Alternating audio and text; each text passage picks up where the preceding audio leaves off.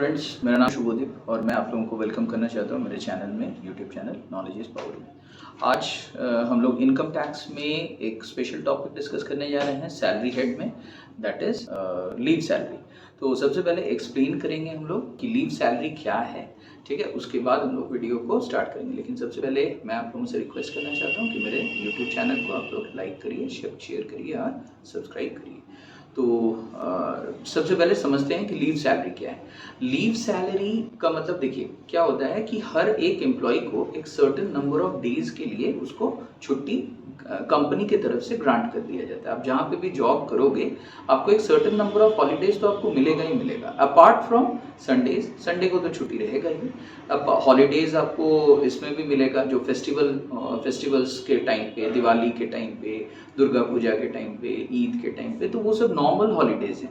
इसमें आपको हर एक एम्प्लॉय को मतलब वहाँ पे छुट्टी ग्रांट कर दिया जाता है। Apart from that national holidays हैं, 15th ऑफ अगस्त, ठीक है, 26 जनवरी, ये सब में तो छुट्टी मिलेगा ही, ठीक है। इसके अलावा, ठीक है, there are certain extra holidays which are granted to each and every employee, ठीक है। इसको हम लोग सिक लीव बोल सकते हैं, कैजुअल लीव बोल सकते हैं कि एम्प्लॉय का कभी तबीयत खराब हुआ, ठीक है, तो उस समय उसका पैसा नहीं काटा जाएगा, उसका सैलरी से कुछ भी डिडक्शन नहीं होगा, उसको पेड लीव दिया जाएगा, मतलब उसको पैसा पूरा दिया जाएगा उस समय। तो आप जो है सिक लीव, कैजुअल लीव, इसके लिए आप इंटाइटल्ड हो। बट सपोज करो कि कोई एम्प्लॉय जो है एक भी दिन सिक लीव नहीं लिया, एक भी दिन कैजुअल लीव्स नहीं लिया, मतलब जो एक्स्ट्रा हॉलीडेज उसको ग्रांट किया गया था apart from the normal holidays, उस समय उसने ऑफिस आया, उसने काम किया, तो इसके बदले में तो उसको कुछ कंपनसेशन मिलना चाहिए। तो जो कंपनसेशन उसको दिया जाएगा that is in the form of extra salary, and that extra salary is called as leave salary, ठीक है।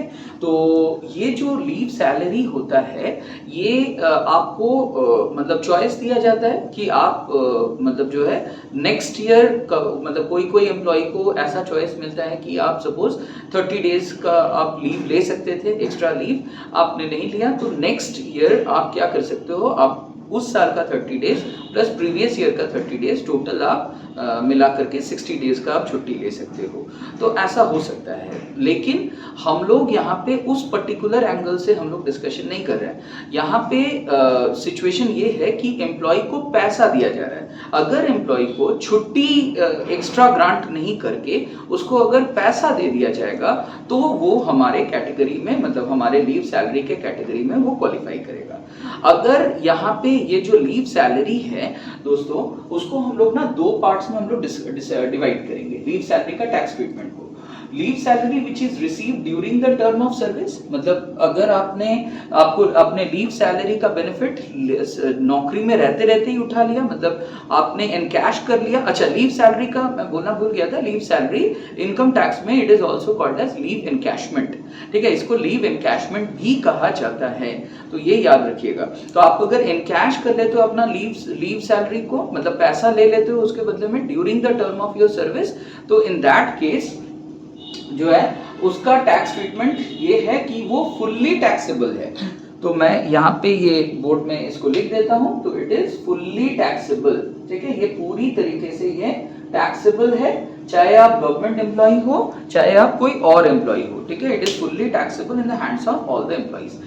डिफरेंस कब क्रिएट होता है? डिफरेंस तब क्रिएट होता है when you are taking the leave salary, you are encashing the leave salary at the time of your retirement। जब आप रिटायर होते हो तब अगर आप लीव सैलरी को एनकैश करवाते हो, तो इन दैट केस फिर से हम लोग इसका टैक्स ट्रीटमेंट को दो पार्ट्स में हम लोग इसको डिस्ट्रीब्यूट कर देंगे। Leave salary received by the government employees and leave salary which is received by the non government employees. अगर government employees leave salary receive करते हैं तो उनके में ये फुल्ली एग्जेम्प्ट फ्रॉम टैक्स है, ठीक है, 1 रुपया उनको टैक्स नहीं लगेगा if they are encashing the leave salary at the time of their retirement, ठीक है। नॉन गवर्नमेंट एम्प्लॉइज के केस में it is partially exempt from tax. तो पार्शियली एग्जाम मतलब पूरी तरीके से एग्जाम्पशन नहीं होगा, कुछ हद तक एग्जाम्पशन मिलेगा, बाकी जो रेस्ट ऑफ द पार्ट है विच इज नॉट एग्जेम्प्टेड उस पे टैक्स आपको देना पड़ेगा। तो नॉन गवर्नमेंट एम्प्लॉइज के लिए रूल क्या कहता है? नॉन गवर्नमेंट एम्प्लॉइज के लिए रूल कहता है कि lowest of the following is exempted from tax. तो व्हाट आर द पॉइंट्स, चलिए एक एक करके डिस्कस करते हैं। सबसे पहले है लीव सैलरी रिसीप्ट, जितना आपको मिलेगा obviously actual that amount that you have received. Second, maximum deduction up to ₹25 lakhs। तो ये बहुत ज्यादा ध्यान दीजिएगा। In the case of gratuity, मैंने आप लोगों के साथ डिस्कस किया था कि ग्रेचुइटी के केस में मैक्सिमम डिडक्शन जो ऑफर किया जाता है वो 20 लाख रुपीस होता है। लीव सैलरी के केस में लेकिन अलग अमाउंट है 25 lakhs।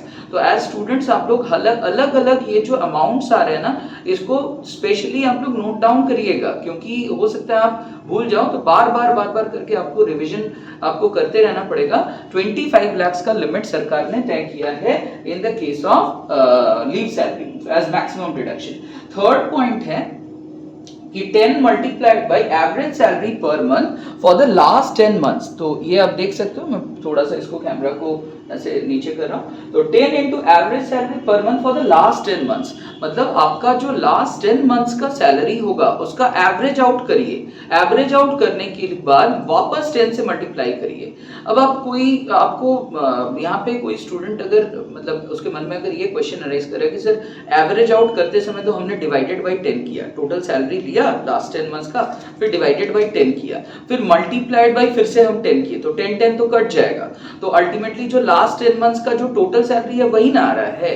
तो बेसिकली हाँ, आपका कहना बिल्कुल सही है, बट फिर भी आपको इस तरीके से इसलिए कर सिखाया जाता है क्योंकि हो सकता है कभी सैलरी में सपोज रिविजन्स वगैरह हुआ, सपोज आपका बेसिक सैलरी अगर चेंज हुआ, मतलब आपका पहले कम सैलरी था, सपोज प्रमोशन आपको थोड़ा सा एक्स्ट्रा सैलरी ग्रांट किया गया ईयर ऑन ईयर बेसिस पे, जो प्रोमोशनल जो सैलरीज होते हैं, जो इंक्रीमेंटल सैलरीज होते हैं वो आपको दिया गया, डीए बढ़ गया, कभी किसी ईयर में आपको ज्यादा डीए मिला, किसी ईयर में आपको ज्यादा कमीशंस दिया गया, तो ये सब चीजों की वजह से आपका जो टोटल सैलरी है लास्ट 10 months का वो कभी कभी वो जो फॉर्मूला हम लोग ये कर रहे हैं उससे वो कटिंग कोटिंग करने से नहीं आएगा। तो आप इसी तरीके से करिएगा। सबसे पहले एवरेज सैलरी पर मंथ निकालिएगा for the last 10 months multiplied by 10। तो इसके बाद लास्ट पॉइंट है average unavailed leave into average salary per month for the last 10 months। ये अनअवेल्ड लीव क्या होता है दोस्तों?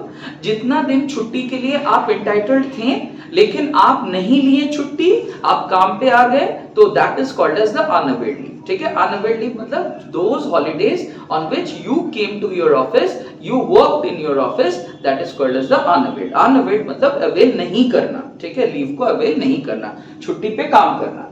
तो unavailed leave into average salary per month for the last 10 months। तो अगेन लास्ट 10 months का एवरेज सैलरी यहाँ पे बहुत ही इंपॉर्टेंट है।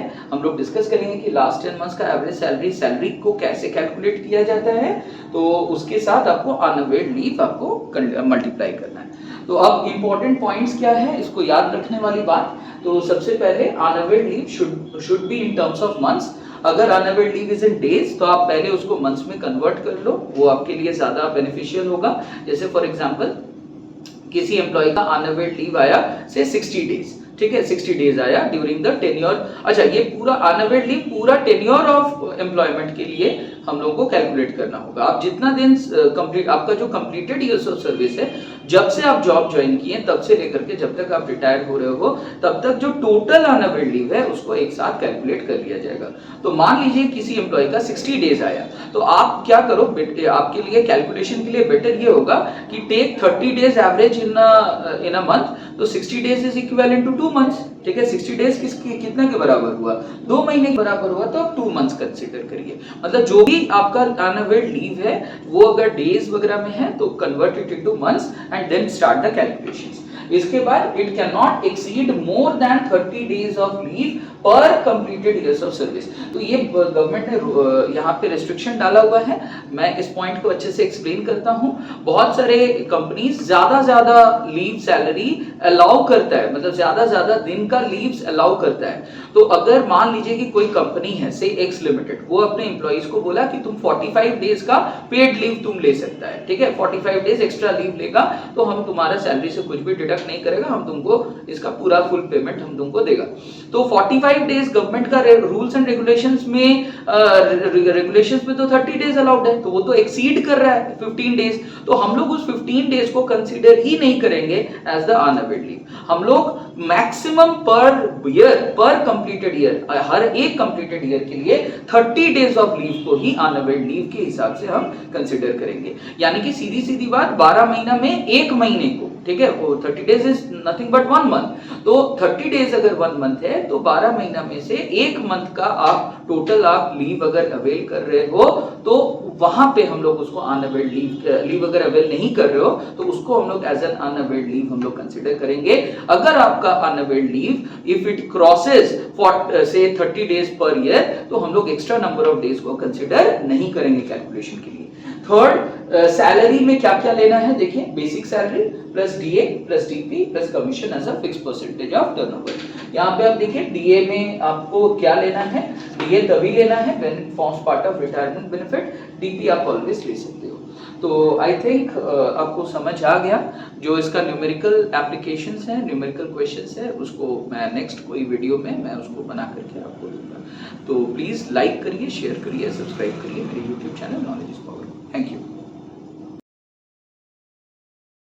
हाँ दोस्तों, एक छोटा सा एडिशन है वीडियो में, जो 10 मंथ्स का जो लीव सैलरी आपको जो कैलकुलेशन करना पड़ेगा वो डेट टू डेट होगा। डेट टू डेट मतलब मान लीजिए कोई एम्प्लॉय जो है 15th ऑफ सितंबर को रिटायर हो रहा है, ठीक है, अब वो 15th ऑफ सितंबर से लेकर के लास्ट 10 मंथ्स को कैलकुलेट करना पड़ेगा।